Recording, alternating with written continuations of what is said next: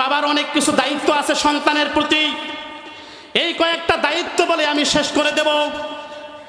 বাবার দায়িত্ব হচ্ছে, আপনার সন্তান আছে, সন্তানের প্রতি আপনাকে মেহনত করতে হবে।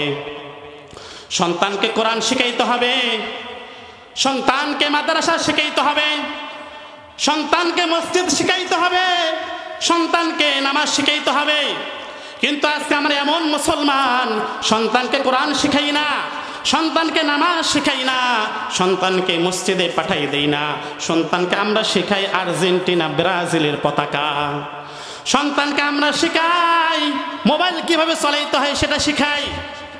সন্তানকে আমরা জুয়া খেলা শিখাই।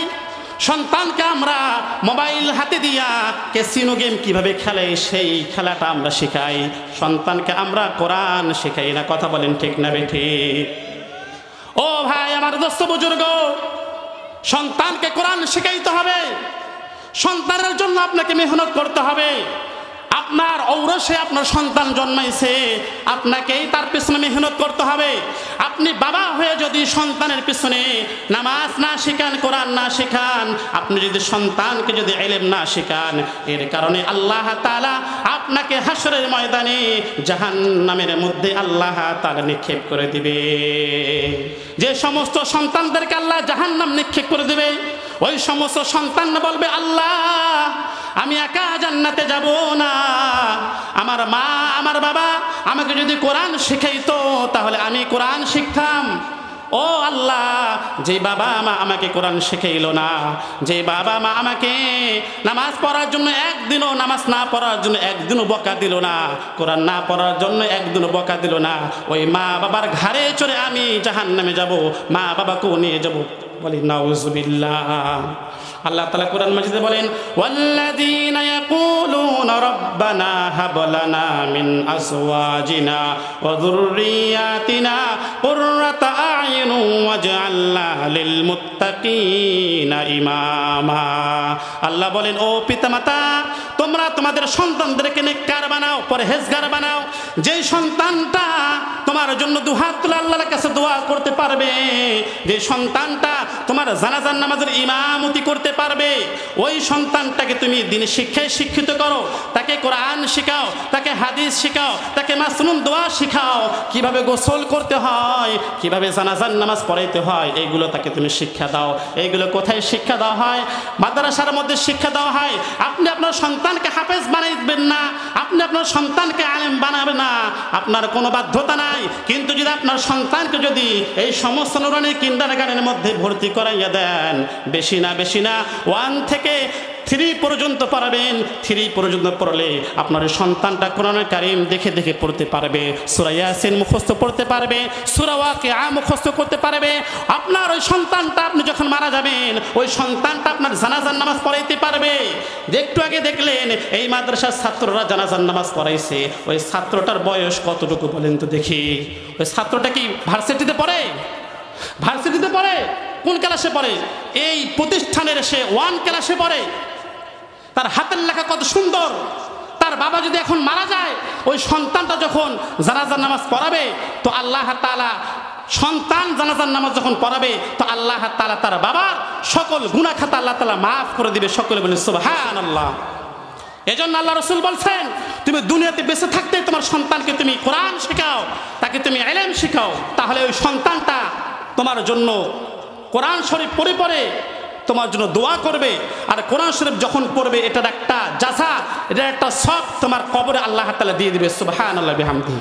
হযরত মূসা কালিমুল্লাহ তিনি এক রাস্তা দিয়ে যাইতেছিলেন।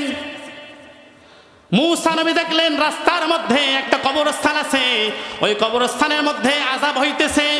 বাঁচাও বাঁচাও, দাও দাও করে বলতেছে, বাঁচাও বাঁচাও, আমাকে বাঁচাও। মূসা নবী দেখলেন কবরের মধ্যে আযাব হচ্ছে, কবরে যে ব্যক্তি আছে সে কান্নাকাটি করতেছে।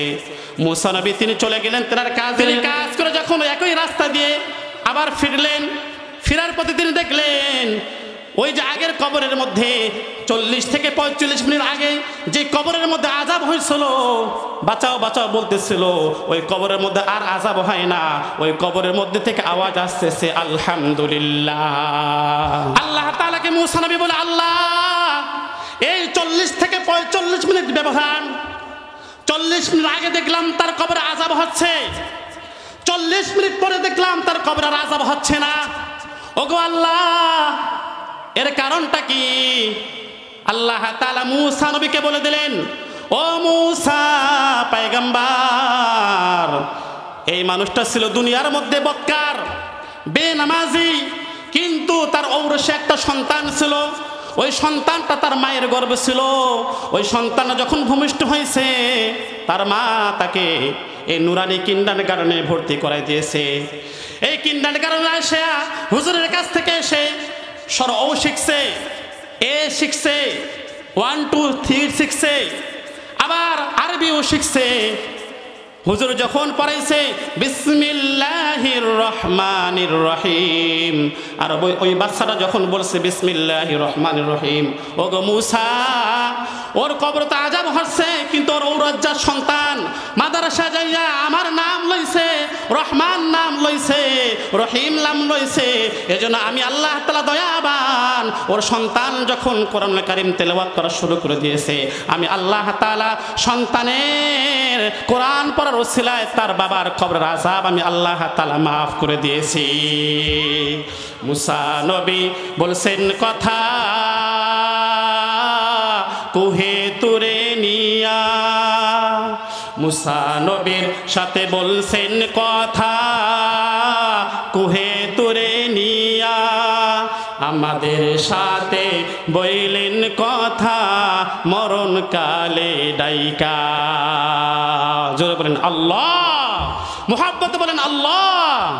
ঈসা নবীর সাথে বলছেন কথা, চতুর্থ আসমানে নিয়া। আমাদের সাথে বইলেন গো কথা, কবর দেশে নিয়া। ইব্রাহিম নবীর সাথে বলছেন কথা, অগ্নিকুণ্ডে নিয়া।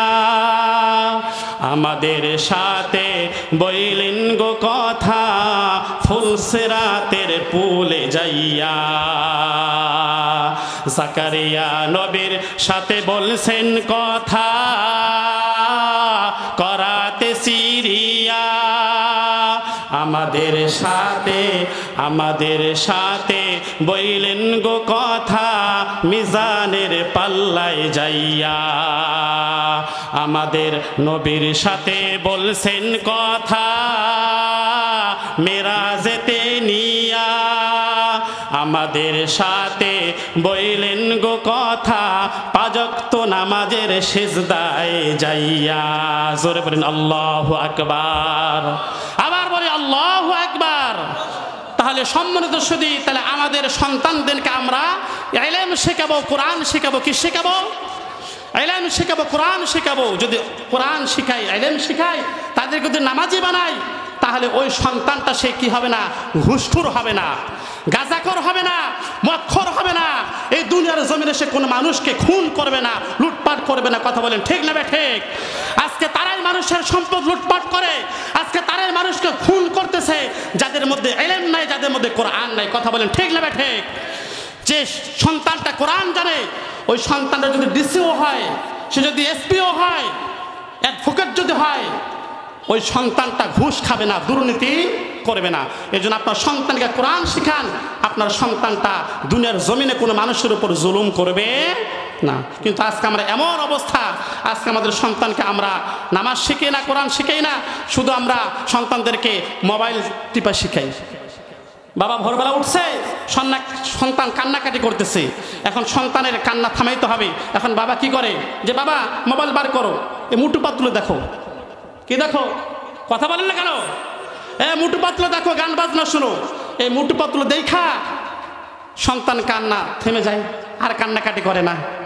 তাদেরকে ছোট্ট থেকে মোবাইলের অভ্যাস তো করতেছি। আর যুবক পোলাপানেরা এই মোবাইল ছাড়া বাঁচে না।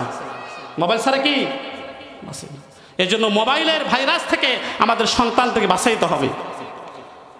যে মোবাইল আসিল, কি দোলা লাগিল, পড়াশোনায় মন বসে না। মোবাইল আসিল, কি দোলা লাগিল, পড়াশোনায় মন বসে না। কথা বলেন ঠিক না বেঠে? পেটে ভাত নাহি যার পরন কাপড় নাহি থাক, পেটে ভাত নাহি যার পরন কাপড় নাহি থাক, মোবাইল সারা দিন চলে না, হায় রে মোবাইল সারা দিন চলে না। কথা বলেন ঠিক না ঠিক? মোবাইল আসিল কি দোলা লাগিল, পড়াশোনায় মন বসে না। রাত 12টার পরে নার্গিস যখন ফোন করে দু চোখেতে ঘুম আসে না। যুবক ভাইরা কথা বলেন না কেন? রাত 12টার পরে নার্গিস যখন ফোন করে দু চোখেতে ঘুম আসে না। রাত জাগিয়া ফোনে চ্যাট করিয়া, রাত জাগিয়া ফোনে চ্যাট করিয়া ফজরের নামাজে ঘুম ভাঙে না। মোবাইল আসিল কি দোলা লাগিল, পড়াশোনায় মন বসে না। মোবাইলের ঠেলায় প্রেম প্রীতির জ্বালায় এখন আর পার্কে যাওয়ার লাগে না। বিছানায় শুইয়া কানে ফল লাগাইয়া, বিছানায় শুইয়া কানে ফল লাগাইয়া কয় বন্ধু তোমাকে ছাড়া আমি বাঁচব না। মোবাইল আসিল কি দোলা লাগিল, পড়াশোনায় মন বসে না। এজন্য সম্মানিত ভাইরা, যুবক ভাইরা, এই মোবাইলের ভাইরাস থেকে, এই মোবাইলের আতঙ্ক থেকে আমাদেরকে বাঁচতে হবে এবং আমাদের সন্তানদেরকেও বাঁচাইতে হবে। তাদের হাতে মোবাইল তুলে না দিয়া, তাদের হাতে মূর্তি তুলে না দিয়া, তাদের হাতে কোরআন তুলে দিতে হবে। কি তুলে দিতে হবে? আপনি নিজে ফজরের পরে কোরআন পড়বেন, আপনার বাচ্চা শুনবে, শুনে শুনে বলে বাবা তুমি কি পড়তেছো? বাবা বলবে আমি কোরআন পড়তেছি। বাবা তাহলে তুমি পড়ো আমি শুনি। ওই বাচ্চাটা যখন শুনবে, শুনতে শুনতে এক সময় ওই বাচ্চাটাও আপনার মতো কোরআনুল কারীম তিলাওয়াত করা শিখে যাবে। বলে সুবহানাল্লাহ। আল্লাহ সুবহানাহু ওয়া তাআলা আমাদের সবাইকে দ্বীনি শিক্ষা অর্জন করার, আমাদের ছেলে সন্তানদেরকে মাদ্রাসামুখী করার জন্য তৌফিক দান করে। সকলে বলে আমিন। আল্লাহ আমাদের সবাইকে যে কথাগুলো বলা হলো আমাকে আপনাদের সবাইকে যেন সেগুলো আমল করা তৌফিক দান করে।